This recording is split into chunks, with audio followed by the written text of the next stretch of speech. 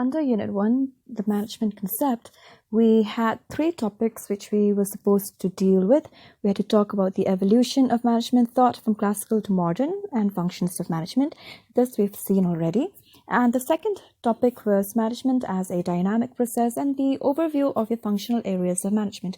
This also we've dealt with. So the third topic that you have, and the only topic left under this unit, is the social stakeholding and managerial ethics. So today we're going to start with the discussions on your third topic under Unit 1. So under this particular topic, we'll be talking about the meaning of social stakeholding. What exactly is it? Why is it required? And additionally, we'll also be talking about the managerial ethics. What guides the managers in their decision making. So when we're talking about social stakeholding, firstly, we'll talk about social stakeholding. And when we're dealing with this, it mostly is affected due to the changing cultural, social, and economic environment. Okay, so these various changes have greatly influenced the workings also of our business organizations. So it was earlier argued that the main aim of a business was to maximize the profits without caring about the employees, without caring about anything. If you remember, when we were dealing with the classical schools, we learned that mostly they only cared about profit making. And as the management schools moved, as they have evolved, management thoughts evolved, we see they started to care about the people also, and eventually there was care for the customers also.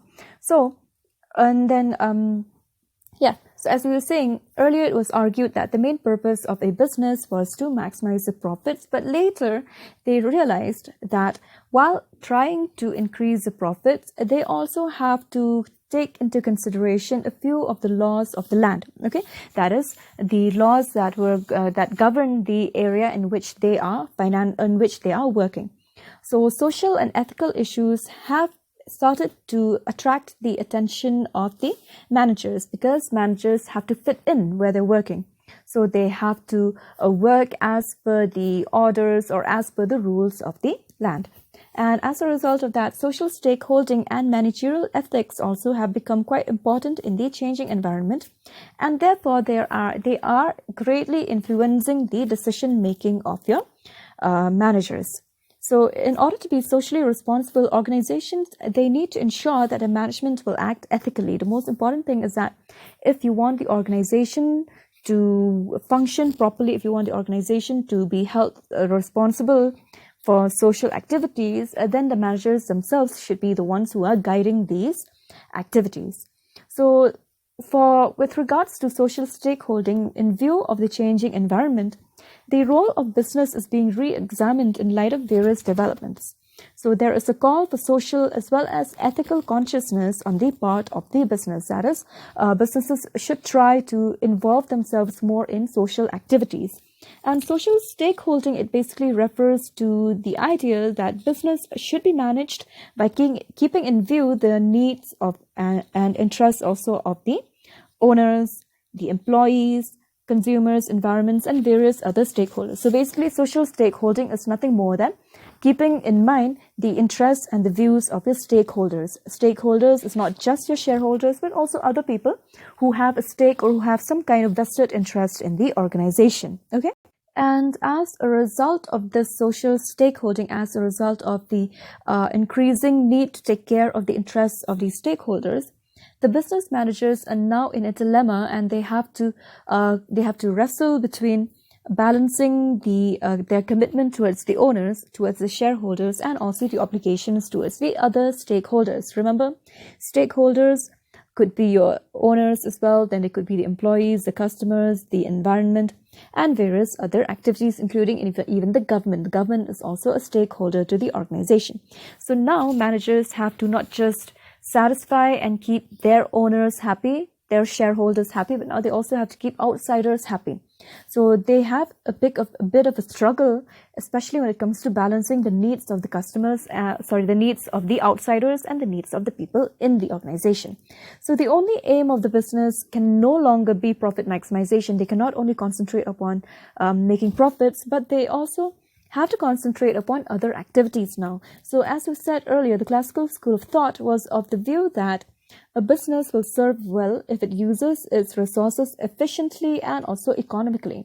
And the society will be helped in getting goods and services at prices which consumers will eventually be willing to pay, especially if they are making optimum utilization of resources. So there's no wastage, and because there's no wastage, there will be no loss also on these amounts, right? So they're able to save money when they are doing their work, and as a result, the prices of the goods and services also will not be inflated due to wastages. So by doing these, the business will also will be able to increase its profit. And originally, as we've been seeing, the main responsibility of a business was towards its owners, that is towards the shareholders and towards the other people who are contributing towards the carrying out of the organization. However, their interest, and in the initial stages, the interest of the shareholders or the owners of the business was given primary importance. The main reason why a business stood was to make profit and eventually to distribute the profits amongst the shareholders.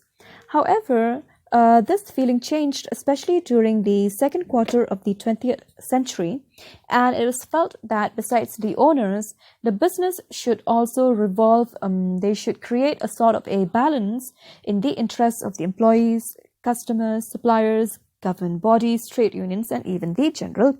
So as we've said earlier, not just the shareholders, but also the other stakeholders, not just the owners, but also the people who are in one way or another related to the organization, related to the business. Okay, so at present, there is a constant feeling that business should help in overcoming social problems. They should be trying to do things which benefit the society, that is to generate employment opportunities, take care of the environmental problems. Okay, all of these, they felt that it should be a concern also for business organizations. So it should try to help society even at the cost of reducing its own profits. Now, after all, because it is a society that is going to be involving in the business, right? It is a society which provides you, the firm, with workers, and it is a society which provides the firm with consumers. At the same time, it is this same society which is providing the firm with resources, right? So it is felt that firms should give back that to the society whatever they have taken up. Okay, so because of that, they felt that even though if the profits or the earnings of the firm reduces, they still have to do their best to help the society. Okay, so this is basically about social stakeholding. So let's look into the various features that we can have with regards to social stakeholding. So we can see 4 features there. The first one is applicable to all organizations.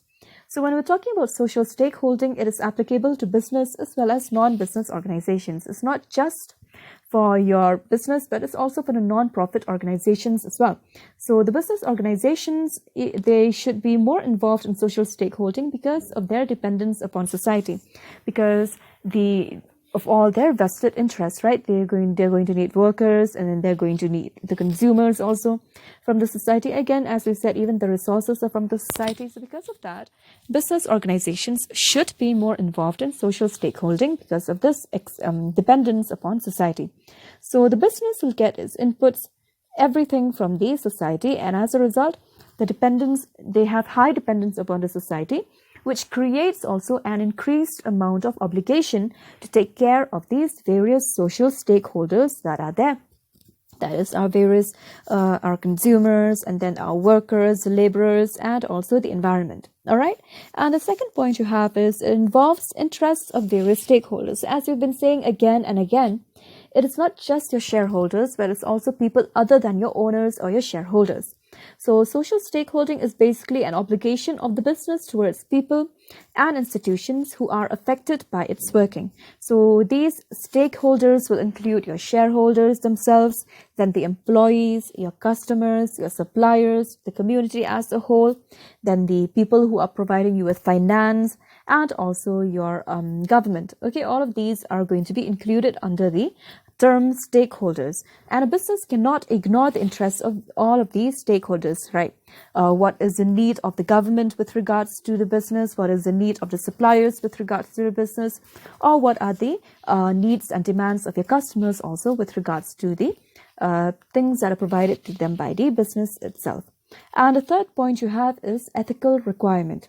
Now, social stakeholding, it basically represents the ethical expectations from the business. And it's different from social obligation because social obligation is something which is done because you have to. Okay, social obligation is something that is done because of legal or economic compulsions. But when we're talking about social stakeholding, it's something like your CSR, corporate social responsibility. It is your responsibility, but you can do it or you cannot do it. Okay, that is what social stakeholding is about. So social stakeholding basically happens because the business will feel a certain form of obligation within itself that it should do something which is right for society. Okay, for example, it can help the society by controlling pollution, and as a result of that, it'll be helping the environment, and environment is part of society, right? So that is one form of social stakeholding. Or it can also generate employment opportunities. When you're generating employment opportunities, it means it'll be affecting the society. The laborers you'll be employing, and as a result, you'll be reducing the unemployment rate. So this also impacts the society. Therefore, it is basically an ethical requirement, something that you're doing because you want to, not because you have to or because you're forced to by the government. And the fourth point, or the last feature of social stakeholding we can see there, is variable standards. Now, when we're talking about social stakeholding, because it's something that is done because you want to, so think of it as a donation. Okay, so if you have to make a donation, they will not mention, the people will not tell you, you have to donate 10 rupees itself. You cannot donate more, you cannot donate less, right? People will not tell you that. When you donate out of the freedom, out of the willingness of your own heart, right? Maybe one person will donate 1 rupee, another person will donate 100 rupees. It depends upon what you want. So there is no fixed standard, or there's no fixed amount with regards to the amount of donation, right? Similarly, this also applies in case of social stakeholding. So the standards which are fixed for social stakeholding may be different for different organizations and different societies. It depends upon their rankings, depends upon their sizes and how much earnings they are making. And the standards of social stakeholding may be affected by nature, size, and situation of the organizations.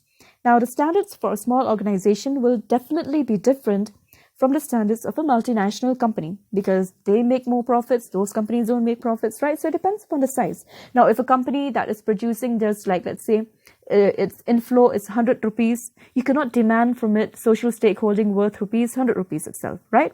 So you have to maintain a standard based upon how much they are capable of providing.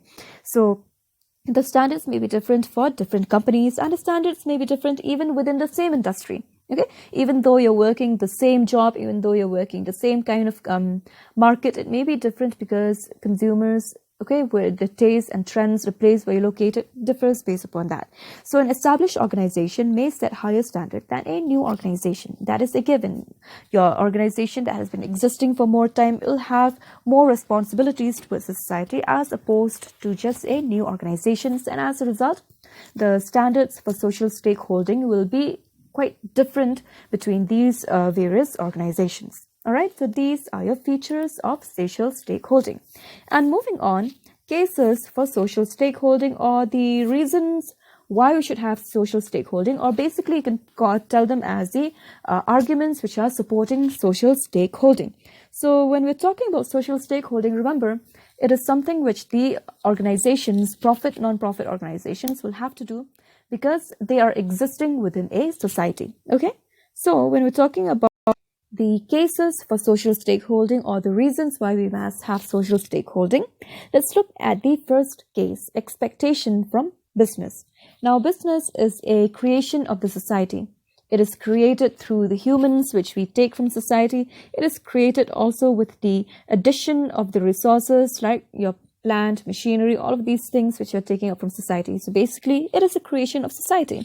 So a business will be set up to produce goods and produce services as well to the members of the society.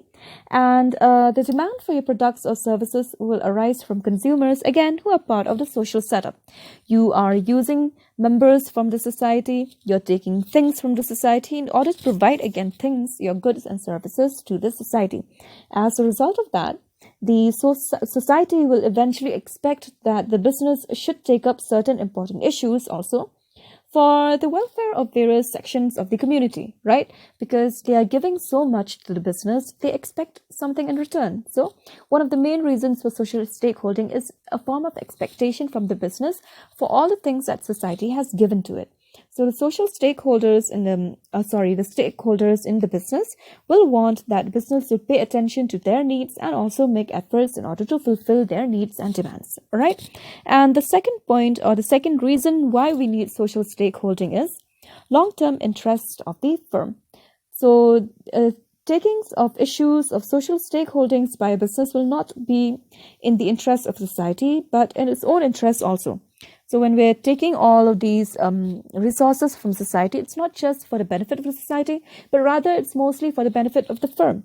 So people with healthy environment, proper education, and even good health will make them as good customers, employees, and neighbors. So a better social setup will help and will also encourage the growth of a business.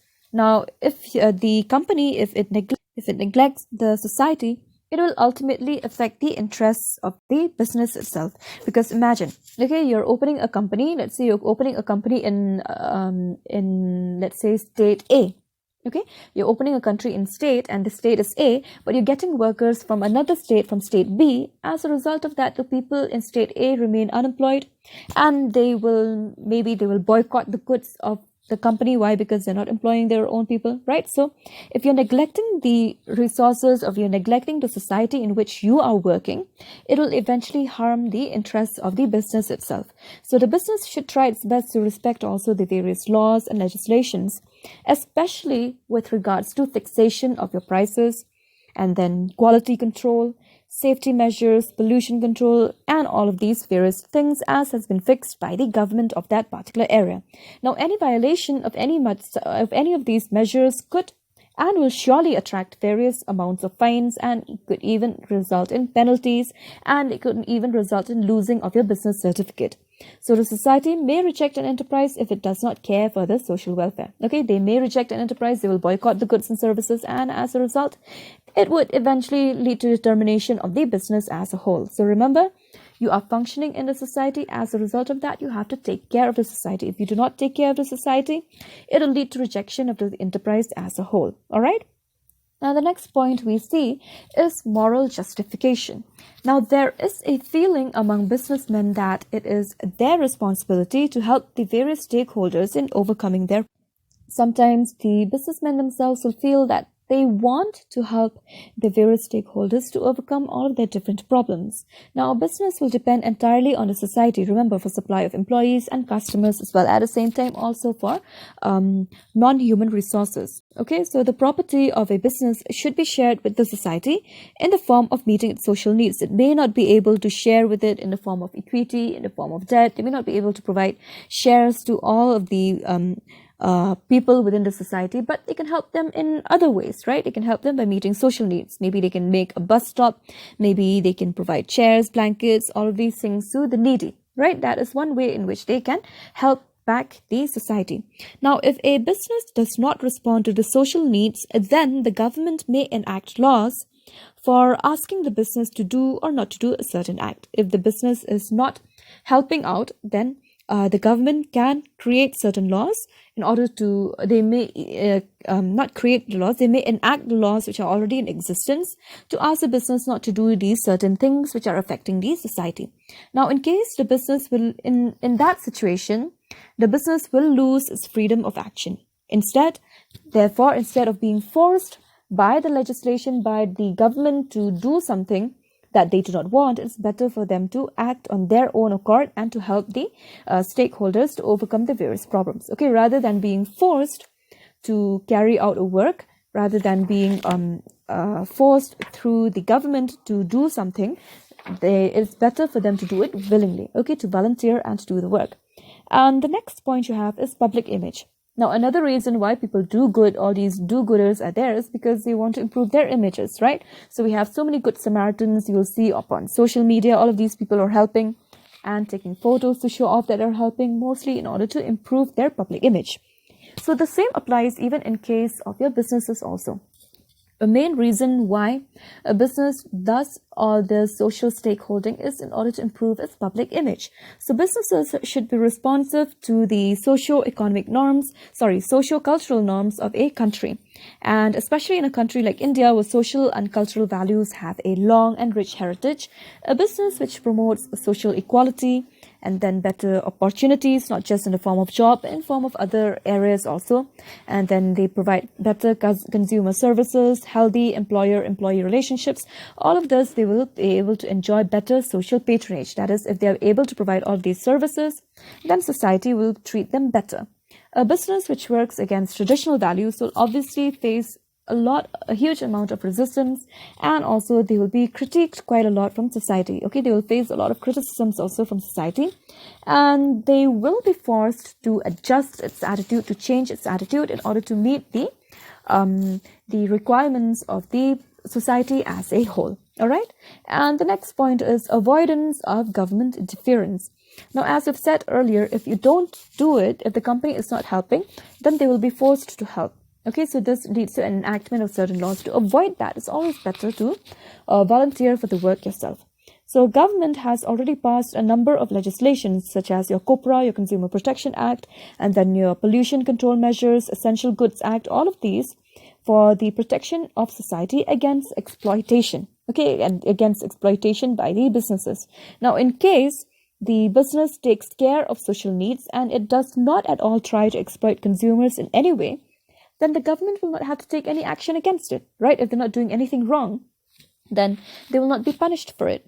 So, however, if it has created social problems, then if it has done anything wrong, if it has inflated the prices, it has provided goods which are not of good quality, then in that situation, the government will have no other option but to act upon these problems that are facing. Okay, so it'll be better, of course, for the business itself to take social responsibility voluntarily than rather through these legislations. Okay, because if they're doing it voluntarily, it gives you better public image. But if you're forced to do it, it brings down your image to a certain extent. All right, and the next point, holding business responsible for social problems. Now, the business, it has created a number of social problems, of course, such as pollution and then unsafe working conditions, exploitation of workers, and it can also produce low quality goods. Okay, these are the main problems in the earlier days that business has created with regard to society. So there is a moral obligation on the part of the business to solve all of these various social problems because it is the one that contributed to them. So since business operations have created social problems, so it should also contribute towards redressal of these problems. That is, it should solve the problems that it itself has created. Okay, and next point, availability of resources with your business. Now, this argument, it holds that business institutes, they have large financial and human resources at their command. So they will be able to use these resources for the development of the businesses. Now, similarly, these resources, they can be used to also solve numerous social problems. And now, as we know, human talent can be used to plan and execute social welfare measures in a very systematic and financial way, and also financial resources of the business will be helping in completion of the plan. So basically, we are working upon the assumption that business institutes will have large amounts of finances and human resources with them. So the human resources will be the ones who will be planning and executing all of these social responsibilities, social welfare measures, and they will be using the financial resources of the business in order to implement all of these plans. All right, and the next point is converting problems into opportunities. So business enterprises are known for conversion of the problems into opportunities. They are known for making the best use of their resources and to turn the leaf around, okay, to turn around their problems and to make their problems into opportunities. Now, similarly, business also should take up social problems and they should try their best to find the most suitable solutions for them. And solving of social problems will help the society in various number of ways. For example, if you have an educationally backward area, if they get good schools for the children, this will obviously help the whole atmosphere for a better future, right? So business can help by converting problems into better opportunities, because eventually, let's say, if there were those children which are educated through the help of the business, they will eventually they can come back and they can help the business again, right? So it is also a profit or benefit for the business as well. And the last point you have is supporting environment for business. Now, the taking up of social stakeholding will create a supportive environment for the business as well. So when your stakeholders are happy with the measures taken by the business for their welfare, then the various sections of the society will also support the cause for the business. Now, labor recruitment will be easy, and then turnover will be less. At the same time, absenteeism also will be low, and the satisfaction level will increase as a result of this. Okay, when the companies are taking up social stakeholding for better environment in the business. So a better social environment will help a business to improve its efficiency, productivity, as well as the profitability. Okay, so these are the various reasons or the various cases why an organization or why a firm should opt for social stakeholding. Okay, remember, because a business exists within a society, therefore it has to help the society. So it has to help the stakeholders, all of those who have interest in the firm itself. And the people who have interest in the firm are basically part of the society, as a result of which it is known as social stakeholding. And in order to benefit the company, it is always better for the company to go for voluntary stakeholding rather than be forced by the government, rather than suffer government interference while carrying out its various duties.